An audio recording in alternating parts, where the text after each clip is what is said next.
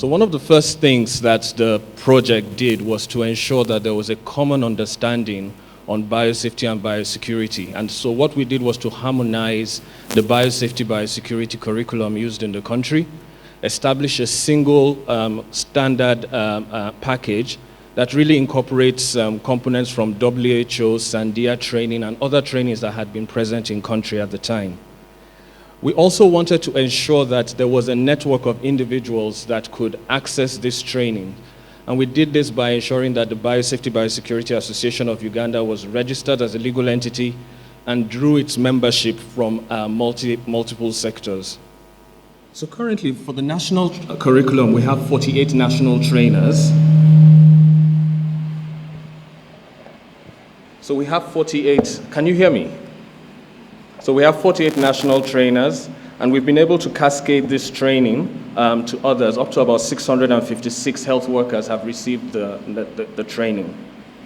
In addition, we've conducted biosafety, biosecurity audits of the laboratories in the country, and we did a pilot for 10 labs initially, and then subsequently we did a few more labs in 2018, really showing that the laboratories still have many gaps that are present. So the current score is about 33%, suggesting that there are still safety issues that need to be done in terms of strengthening our laboratory capacity as a country. And much of that capacity building really was prior to the initiation of a West Nile One Health pilot.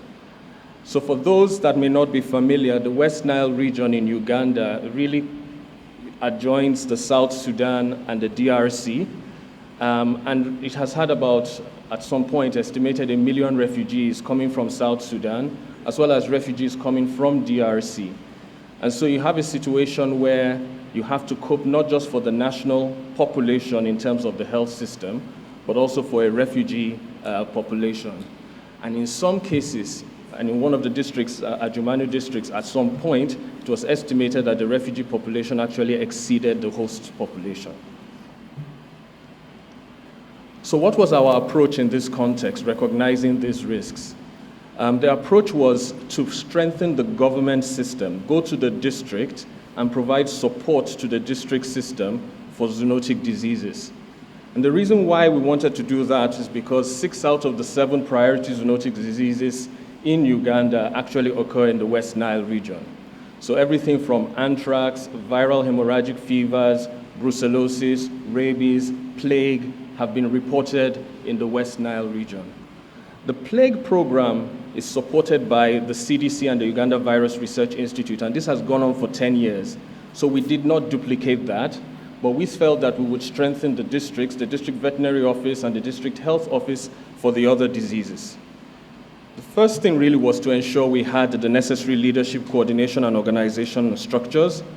Then to facilitate detection, identification, and notification of these diseases, support real-time tracking and reporting, and then provide at least some support for response and preparedness. To do this, we had inception meetings, assessed coordination structures, but even supported district and sub-county coordination meetings.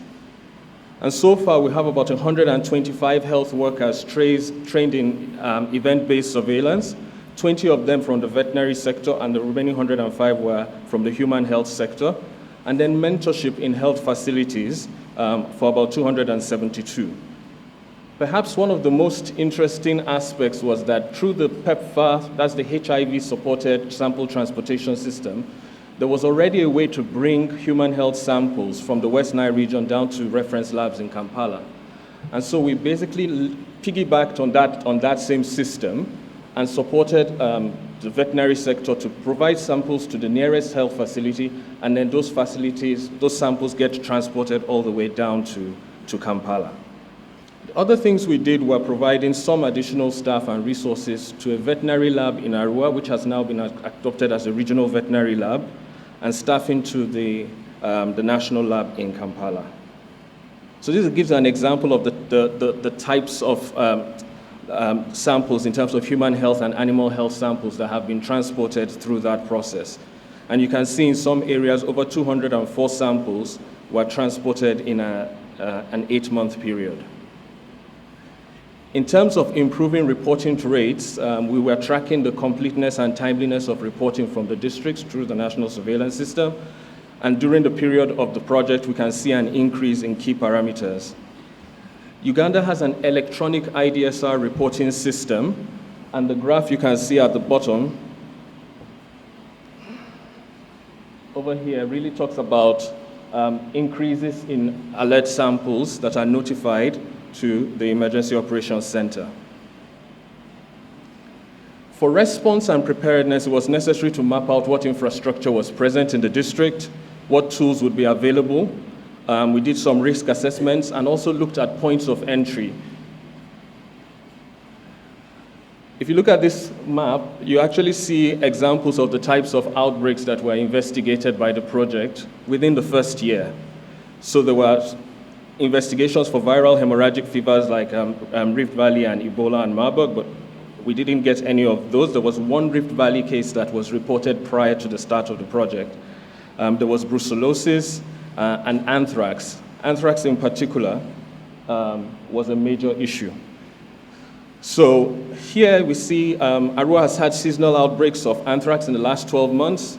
109 samples were collected, 71 in animals, but we also collected samples in humans because of a practice where the dead carcass is actually eaten, and in some cases, even after a burial by a health team, is exhumed again and eaten. So cutaneous anthrax occurred.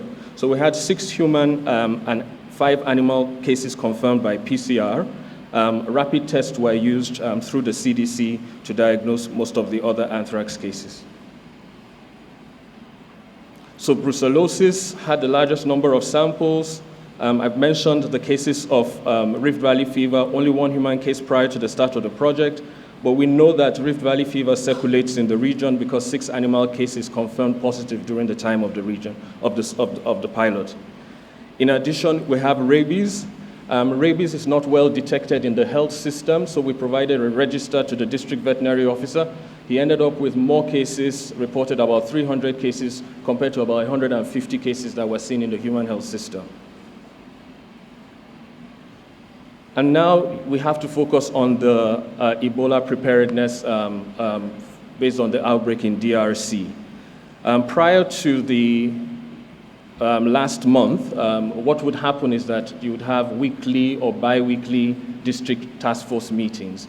But since the start of July, this has become daily meetings because a patient from DRC came to a town called Aruwara, which is just a few kilometers from the border with Arua.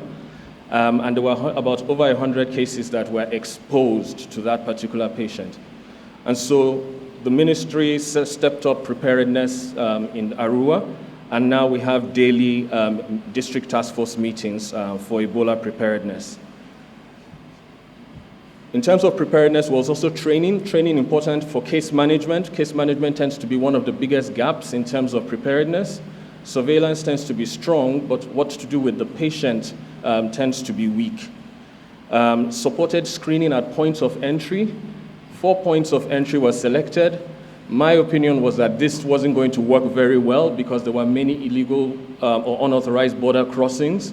And so you'd put a lot of investments in a few locations, but you can actually tell somebody is crossing not too far from you. So that system of point of entry screening is particularly challenging when you have porous borders. So this is the isolation facility. It was actually established for cholera. It was renovated and repurposed to be able to isolate a few VHF suspected patients. And actually there was we set up suspect, probable, and confirmed cases wards. But the capacity is limited. It can take only about 12 to 16 patients at a time. The key thing was to ensure that supplies had been pre-positioned. And so when the stage for heightened preparedness came, it was just a question of coming, open up the ward, and ensuring that everything was set. Gaps still remain in the practice of infection prevention and control for especially dangerous pathogens. The picture you see here is really, this is a professor from Boston University from the Special Pathogens Unit assessing the competence of the team to don and doff correctly and protect themselves from infection. Since July, this former cholera ward has been able to isolate 3 VHF patients. all of them who have turned out negative. But we see this as a resource, not just for the district, but really for the West Nile region. So with that, I would like to thank the National Task Force for Outbreaks that had provided approval for us to conduct that pilot, the One Health Technical Working Group that oversees the project activities, our district partners, the Uganda Virus Research Institute, the Biosafety Biosecurity Association of Uganda, and the WHO that has really worked hand in hand with that team to step up the response over the last few weeks. Thank you. Thank you very much. That was excellent and also very well time kept. As he sits down, can we have Dr. Mukami?